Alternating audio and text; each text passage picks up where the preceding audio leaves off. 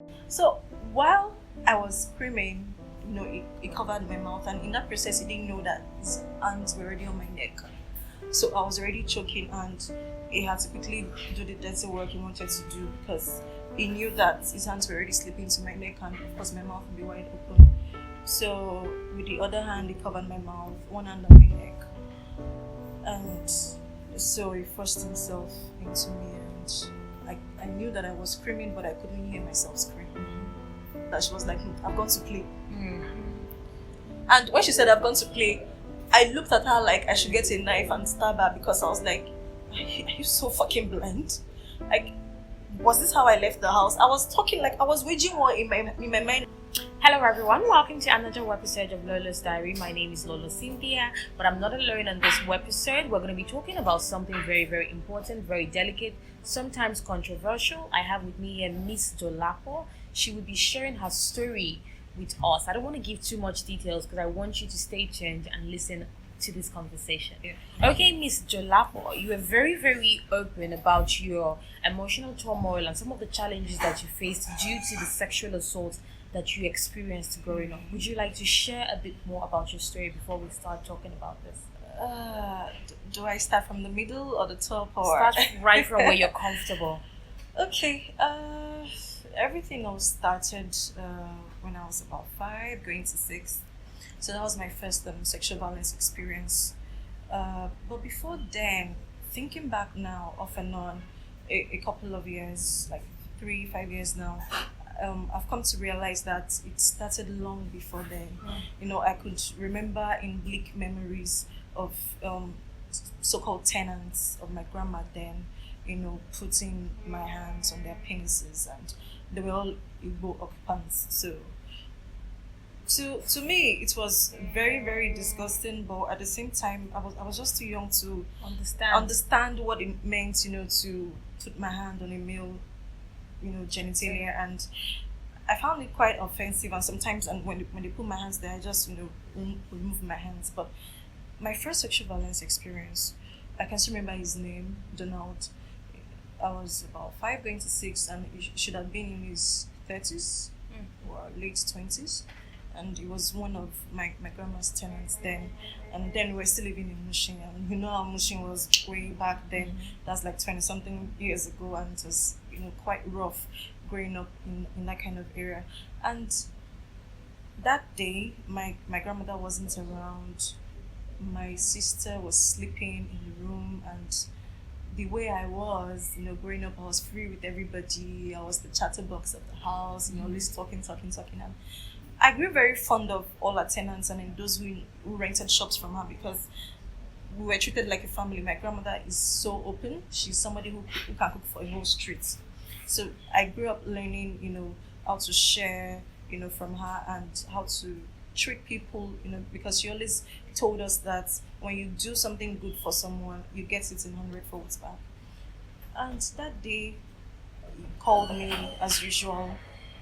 I thought maybe he wanted to send me on an errand or something, go buy something, and then he called me into the room.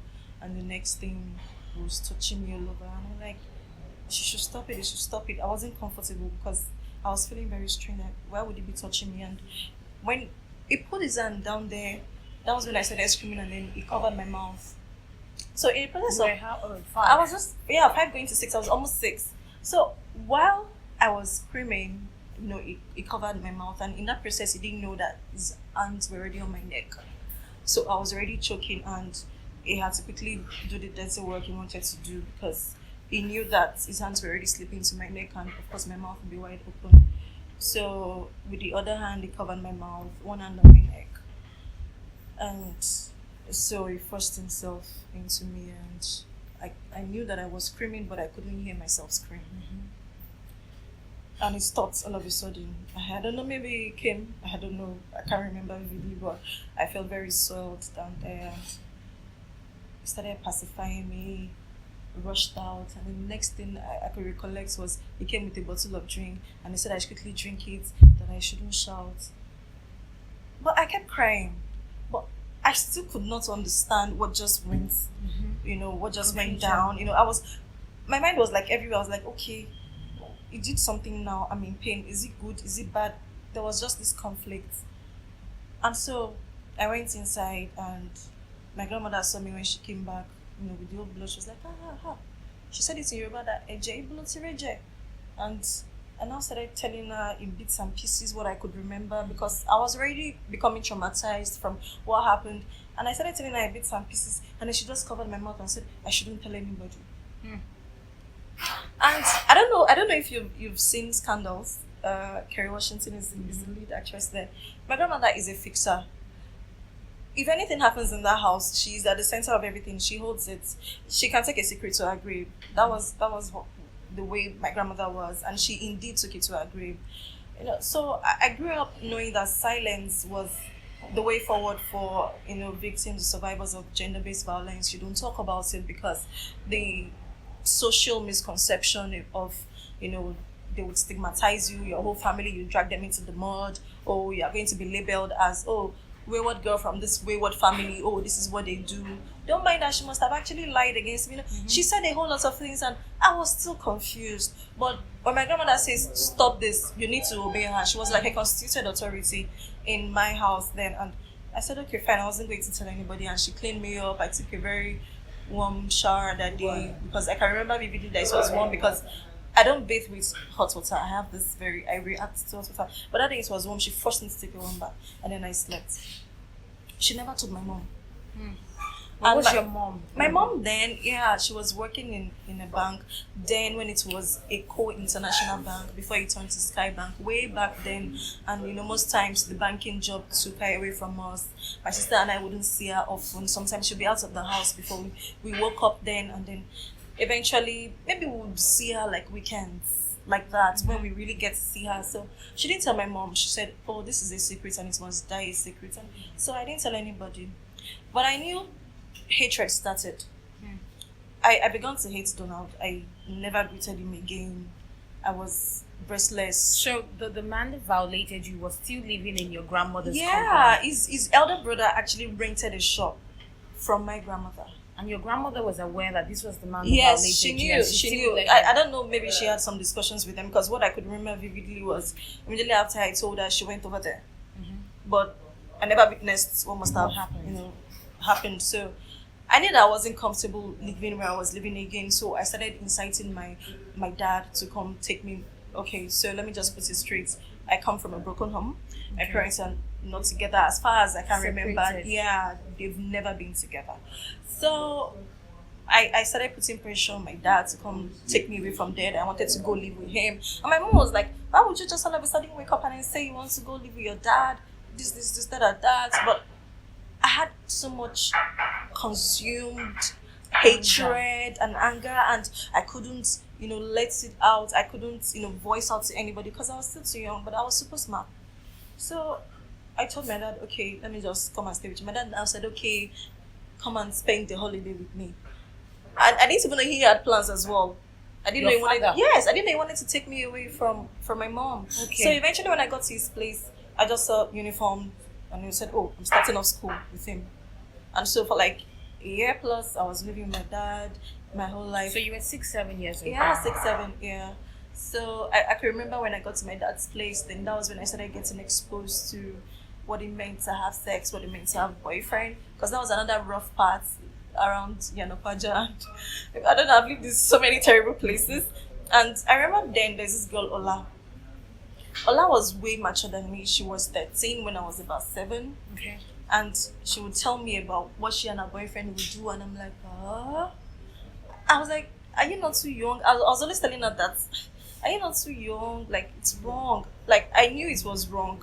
But at the same time, when she was explaining the procedure, and I started casting my mind back, is that what this person did? So I was afraid because I couldn't talk. I was just sobbing, and she was like, why are you sobbing? I said nothing. That I just felt bad for her. I lied. I can still remember that conversation I had with her. I lied. I said, I just felt bad for her because I felt the person was taking advantage of her. That it was not good. Like, how was somebody just push you on the bed and do that to you? So I found it very strange. So I didn't want to also tell her what had happened to me. Growing up, my mom just came one day, yanked me away from my dad again. So it's like they were sharing me up and down. And so we moved to Jodu. At the age of, I started becoming self-aware. of boys. I got to understand what it meant for a boy to like a girl. I was way too exposed. I had seen too many things. I had experienced, quite a handful at that early age. So while I was in school, When you said that you've been exposed and you've experienced a lot of things, are you talking about in regards to just life in general or regards to sex and sexuality? Sex and sexuality, because then my cousins would, come home with their boyfriends, and the way it was growing up, and then you peep through the keyhole, and then you see so many gory things, and you're like, what did I just see? Oh my god. So that, when people say I've been scarred, I've been scarred. Like, I've seen too many things, at that very tender age. Like, I was exposed to many things. People would talk about sex randomly, like it was a thing. A normal, appropriate thing. Yeah, so I was like, okay, maybe it's just normal. When I was 13, I think my mother started becoming open to options of remarrying, being with someone else. And then the man she was dating then was also a member of the church. I was in a teens church then, and he was one of the facilitators. He would come and go like that. But he was a very strong member of the workforce in the church, and his name is Ben, Ghanaian. And the very first time I saw him, I was like, why so fine? Like, he was very, very handsome and very tall, and then I would look at him like this, and I'm like, what's this person doing with my mom? But later I put two and two together. I was like, okay, yeah, they're dating, yeah. So probably she wants to marry someone else. I didn't have any resentment. Normally, children from broken homes want to fight for the other party and say, no, I want you to be with my dad. But I didn't really care. At that age, I was ready, because of the experiences I've had, I'd become so tough. And this keep quiet had made me so, I had the ability, to withdraw from people, suppress things. So, and then there was this day my mom sent me to him. It was quite late. I think it was about 7:00. And she said I should go to his place to drop off something. I can't still remember what that thing was, but I knew it was something that I needed very urgently. And then I trekked all the way down to Sabu. Yeah, I was living around Sabu then, just a bit after that. And then I went to his place, and then he said, oh, that I was inside, I should come to his room. There was no fear, there was no fright. I felt this is somebody that I see every day now. Yeah. So I went into the room, and then the next thing, it was all touchy. Like, oh, I'm so beautiful. How old were you now? I was 13. 13 years old. Yeah, I was just 13. I can remember vividly, I was in JSS 3. No, 12 going to 13. I was not fully 13. Yeah, JSS 3, I remember very well, because that was when it started. And then when he started touching me, and I was like, you should stop. I wasn't comfortable. Why would he be touching me that way? Because it was bringing back memories. I was already getting hot all over. So when he noticed I was shaking, he stopped. And then when he said, okay, let me see you off, he took me out. And then there's this very small, maybe like a shop in their compound, and then he pushed me into the place. And then the next thing, he zipped down and he said I should go down on him. That was the first time I knew what it was to have somebody shoving his penis into your mouth. I was fucking 13. Like, I didn't even know what it meant to give a blowjob. And he shoved himself into my mouth and started moving my head back and forth. And I was struggling, and my jaw was aching. And I beat him in the process. I beat him, and then when I was trying to struggle, of course he was in his 40s. What would I have done? And then he just carried me like he was carrying a piece of paper, and then bent me over.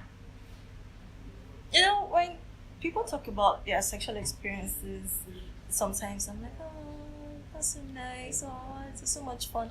But me, I'm crying inside, but I can't still talk about it, because do you know how painful it is to be penetrated from the back? And what people call doggy position. Yeah. And at the age of 13, I was already receiving all that bullshit from someone.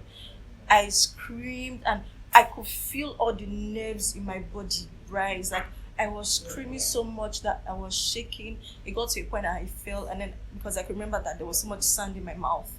So I had already beat into the sand, and at that point I was crying, and I kept begging. I was like, stop. I kept begging, but it wouldn't stop.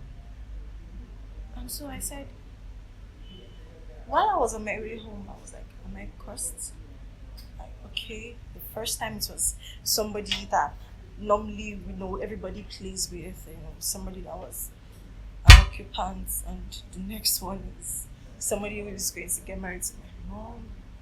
And then I was like, am I cursed? Like, is something wrong with me? Why? Like, I don't want. Why would I have to go through something like this? And I got home and my mom was like, why am I all messed up? Like, but she didn't press me for that. She was like, I've gone to play. And when she said I've gone to play, I looked at her like I should get a knife and stab her, because I was like, are you so fucking blind? Like, was this how I left the house? I was talking like I was waging war in my mind and in my head. Should I But say something? Yeah, Should I not but say something? I couldn't still talk about it, because my grandmother always put it to me that if you tell anybody about stuff like this, your whole reputation is gone. The family goes down with you. Everything ends. No value, nothing. So I just went into the room and I cried till I slept. I cried till I slept. And then 2 days later, I saw him again. And he was all, hi, how are you? Unbelievable. How are you? And I was so angry, but I still had to fake a smile because people were there. I think it was a fake clinic service, and people were there. And I was just, I couldn't do anything. But you know what? I now discovered that his interest started shifting. Like, he was already beginning to look at my sister. And Your younger sister? yeah, my younger sister. So I got angry and I told him, I said, I know this is what you want. So just have me leave my sister. So I had to, like, in a way, what my boyfriend calls sacrifice. I had to sacrifice myself for my sister, because, and not just my sister, I noticed that it was also looking at other young teenagers like that in church. I'm very perceptive. Perhaps things like this have made me, to always read people's, expressions and all. So, and I told him, okay, this is what you want, fine. And then it continued. It continued for a year. Till you turned 14? Yeah, till I turned 14. And one particular thing happened when I was about 14. At that point, I couldn't take it anymore. My body was already becoming weak. I couldn't take it anymore. Imagine what it means to keep having sex. A 40-year-old, like, was about 40. A 40-something-year-old man. Was your mom still in a relationship with him? Yeah, they were still having a relationship on and off. And then that was when I started hearing so many gist about other teenagers. I think a particular mom incited somebody in the church that he was touching other teenagers. And when my mom just came to me one day, blah, blah, blah, like James Bond, like, has he touched you before? And I'm like, no. You couldn't even... I couldn't even say anything. I was like, no. That was that. What was that rubbish? Like, I became defensive and I started shouting. And she was like, okay. I just said I should ask. But the damage had been long done. Like, we're talking about several months. Something continued for so long, and you didn't even see anything as a mother. So there was this day I came back from school, and that day he came to the house. I was the only one at home, and he still forced himself on me. I said, okay, let me just end it. Maybe if I go, all these things will end. And then I went to the toilet, took a whole full toilet wash. And when I saw that I wasn't feeling funny, normally when you watch Nollywood movies, you see this instant reaction. And then I took a bottle of spirit, because my grandmother was diabetic, so we're always giving her shots. So I took her spirit, methylated spirit. And then that was when I started feeling, when I was like, okay. I wrote a letter, a 4-page foolscap letter for my mom. And then I told her how much I hated her. But I still didn't tell her the exact thing. I didn't tell her why. But I told her how much I hated her, and how much I wish I wasn't born, and how much I wish she was dead, long dead. Perhaps if she wasn't on the surface of the earth, my life would be better. And I spoke about, she separating from my dad, how they made my life miserable. I said a whole lot of things. And then when my mom came back and then she saw me, she was like, what happened? What's wrong with you? Because I couldn't breathe, I couldn't talk. So she rushed me to a nearby health center. And then the nurses were just shouting at me, oh, Maburuku, bad child, you want to kill yourself. You're not thinking of this mother. Your mother that is struggling to do this, do that. And I was just looking at all of them like, I couldn't talk, I was still gasping from it. But I was just looking at all of them like, me? did you people even ask me what's happened? Why I even went this far of trying to commit suicide? But nobody asked me that. They were cursing me in different languages, cursing me, placing curses on me and saying all of that. And I was weeping. So we went back home. Guess what my mom did? Tomorrow I'm taking you to school and I'm going to tell your principal what you did. Unbelievable. She took me to school. I remember my principal, Mr. Olowe. And that's a specialty. My mom went there, tabled my matter. Oh, I did this, I did that. I drank this, I drank that. And the man flogged me. Unbelievable. He beat me so bad that I didn't cry. I'd become so hardened. I was like, whatever you want to do, you do it. I felt like a different person was living in me. Like I wasn't myself anymore. Yeah. And so he beat me till he was tired. And I told him, can I go now? Did your mom ever get to read the letter? She read it. That was why she was able to table my matter. So she read it? Yeah. And she didn't do anything concerning it? She didn't even sit me down to say, what is the problem? Why, what made you do this? Why did you do this? No. She felt it was maybe the devil at work. Mm-hmm. You know, sometimes we take spirituality to a very wrong level. Yeah. And then the man beats me. And then I went to my class. People were like, what happened? This one. Because I missed school for a day. Like, why didn't you come to school? And then I told my so-called best friend there. Then my best friend, Che. And then I told her what happened. I was raped. But she still couldn't fathom it. She couldn't really understand what it meant to be raped and all. So I guess one way or the other, somebody heard about it. And you know, guys, when they hear about things like that, they victimize girls. I noticed that sometimes I'll pass maybe by the school corridor and then people will just hiss. And I'm like, maybe it's not me. And then I'll walk again, I could be talking and some people will be coughing. Okay, I think that's me. I wasn't secure anymore. I couldn't stand it anymore. And I said, should I give it another trial? Maybe this time around I'll take a very stronger dose. But I let it go. I left school that day. I went to my dad's place. I left school. And everybody was looking for me.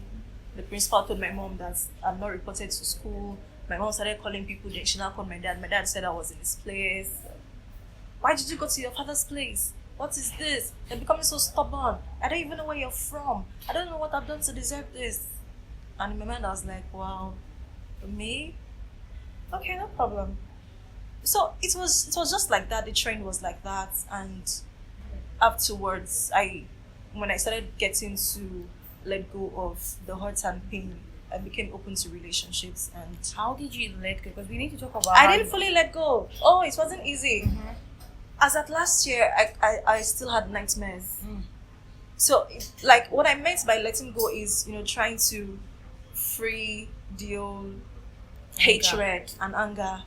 But it didn't mean that I wasn't still traumatized, because sometimes and a friend of mine has told me several times that, Dolapo, you need to see a therapist. Dolapo, you can't keep living like this. Last year, someone told me this, you need to see a therapist. Have you not seen a therapist since I've spoken to so many professionals, but I've not really had a full session.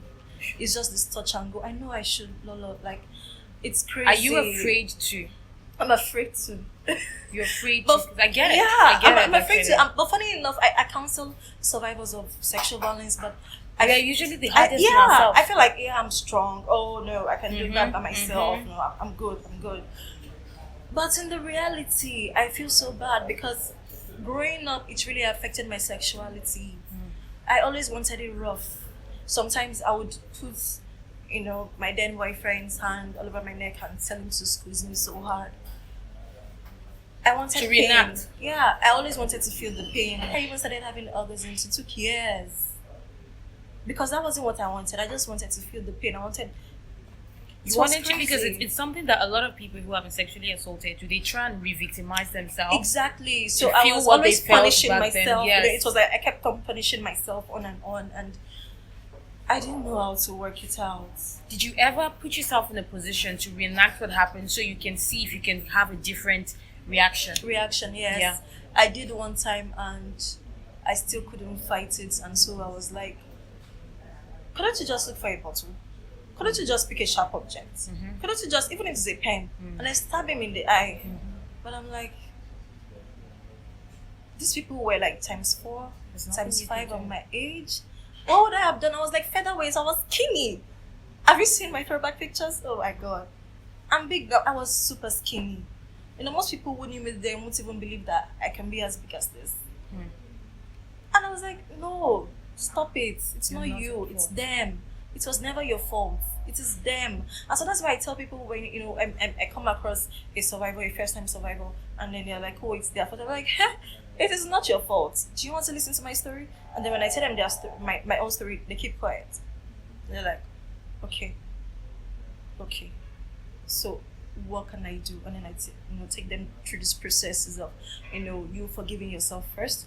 Yeah, it took me years for me to talk about it. I'm talking about over 10, 12, 15 years for me to talk about it. Coming to a live TV to talk about it, like, it took me years. Did you ever have the opportunity to speak to your parents, especially your mother, Yeah, about what happened? I Because we remember. need to talk about the man in the church. There was this time I was 16, and then I already had a boyfriend. I was 16, and then I came back home late, and then my mom was all, "You are just a terrible child. Why would you do this? You're so stubborn. You're the same person who leaves school. You're the same person who doesn't come back early. Can't you be like your sister? Is it because you're brilliant? This is getting to you because you're brilliant. That's why you're doing this. You feel you can cope." Because I was very brilliant. Most of my stay in secondary school was in scholarship. So my mom was always like, "It's because you're brilliant, And your best called this thing fari, like this shakara, that hey, you're already evolving into one fine girl. That's why you're like this." And that day she started talking. I was like, "Shut up." Like, I just told her, "Shut up." I was like, "You have the guts to talk to me." Like, I don't know where the boldness came from. Maybe after a wonderful foreplay. And then I told her to shut up. And then she was like, "How dare you talk to me like that?" Blah, blah, blah, blah, blah. And then I broke down in tears and I was raising my voice at her and I told her, "You're a terrible mother. You're a terrible person. And where were you? Those years when you would leave for days. My sister and I won't see you. You don't even know what happened to me when I was this and this." My mother, as tall as she is, or as tall as she was then, she almost went down like that, the way she was. Like, the shock was too much for her, and it took my sister to quickly, like, gather her. She was like, "You, this girl, you've killed me. Wow. This is what you've been keeping to yourself for years. How dare you not tell me this about yourself?" I didn't even tell her about her so-called boyfriend. Because I knew that one would have been too much for her to handle. And I felt, well, I let it continue, so I won't be able to defend myself. So you felt like you also responsible. I felt responsible. And then I was like, and I told her that, and then she wept like a baby. I don't know when she stopped crying, because I know I left her in this room. I was like, just forget it. I became very rebellious, and I didn't feel pity for her at that point. I just wanted her to know, okay, this is who I am. And she couldn't understand what was going on. For days, she would look at me and then she'd be afraid to talk to me. Like, who is this beast? Like, how can you keep this to yourself? Like, what did you tell her? You told her about your experience when you were 5 years old. Yeah. But you didn't tell her about your experience. No, I didn't tell her about when I was 13. Have you told her now? I haven't still told her, but I know that she's going to know very soon. She's going to watch the video. She's going to watch the videos, even the one on TVC, and then she's going to be like, I am dead. Wow. But I'm looking for a perfect time to tell her. Sometimes I will look at her, Let me just make the story, plain so that people will get to understand. Because when I was 17, I got pregnant. Yeah. 17 going into 18, I got pregnant. And then I had my son, December 2008. Yeah, I was about 18, yeah. December 2008. And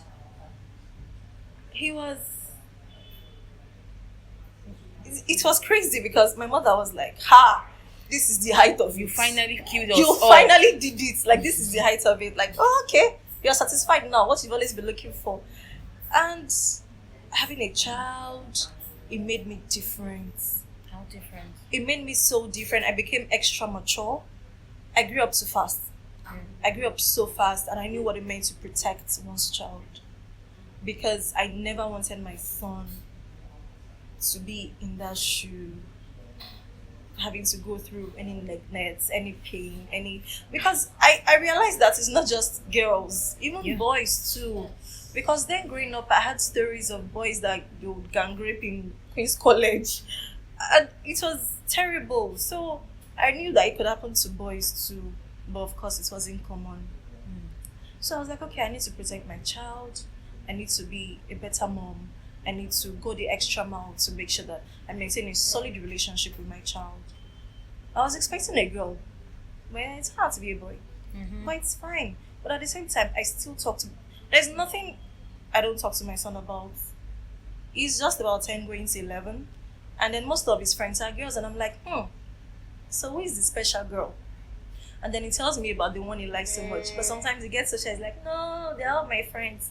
And I'm like, there's one particular girl you like so much. And then you now tell me, you relax and be like, okay, it's true. When he was in primary school, he said it was Stella he liked so much. And then I was always making fun of him, like, oh, Stella, did you see Stella today, blah, blah, blah. But I became a better person. I knew what it meant to have solid relationship with one's child. And then I became very mature. I had to double up. I had to do odd jobs, just to keep food on the table and all that. Thank you so much for sharing your story, and I don't want to beat on it to get you to give us more information, but I want you to just talk about how you were able to get from there to who you are now, because you're doing incredible things. You guys, she's doing so many amazing things, the empowerment that you're doing, the awareness that you're doing. How did you get yourself from that state of suicidal thoughts, depression, anxiety, just numerous amounts of PTSD to the woman that you are right now? Okay, it all started from the point where I saw my son growing up so fast, and I said, girl, you need to go back to school. What do you mean growing up so fast? Growing up so fast, like at the age of 4, he would ask me some very difficult questions that I would not be able to answer. And so I knew it was time to double up my game. So I had to go back to school, and from school I made up my mind, girl, you are going to be a woman of substance. Forget all the old dirty things that have happened to you. You are going to be somebody who people will talk about, who will be a succor, to other women that have gone through what you have. Because I know so many girls have ended their lives because of, sexual violence. And me surviving suicide attempts, then I know there's a reason why God has made me alive.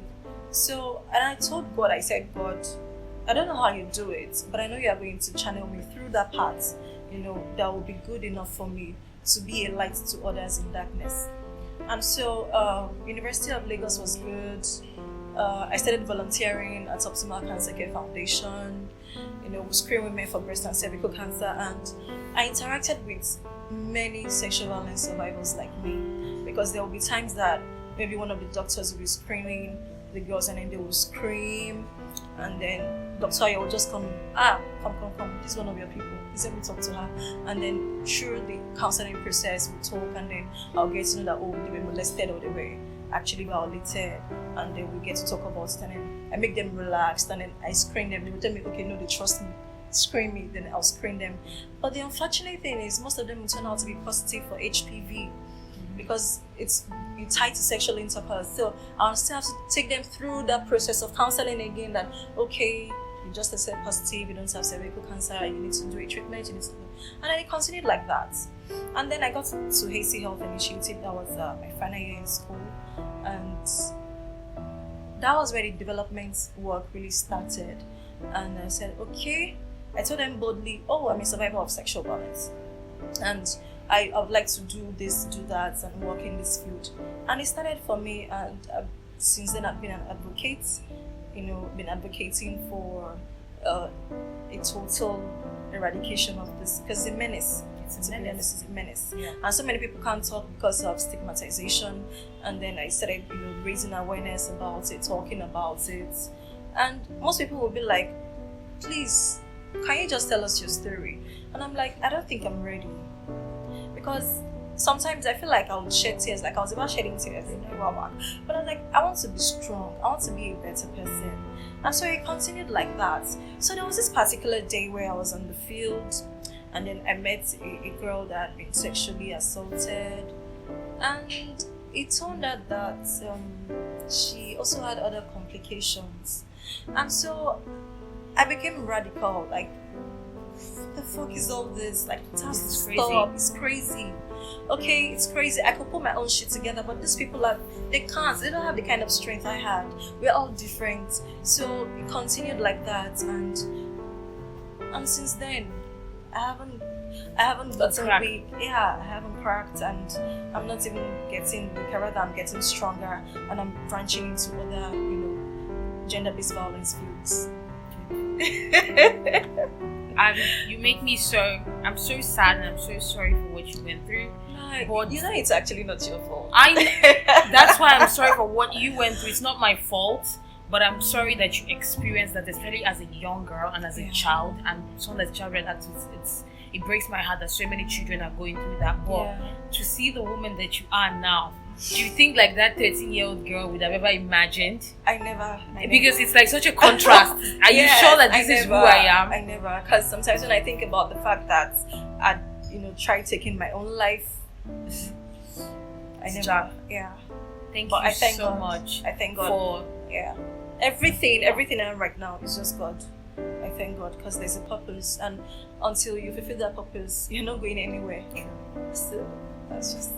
Thank you so much for coming. Thank you for having me to talk about it and just going in depth, because I know you don't like talking about it. But for you to decide to come today and just lay it all, I didn't even have to convince her. I just said, I want to do this. Are you comfortable? Because I know that you're strong and I want people to hear your story. And she's like, yes, I'm down. Let's talk about it.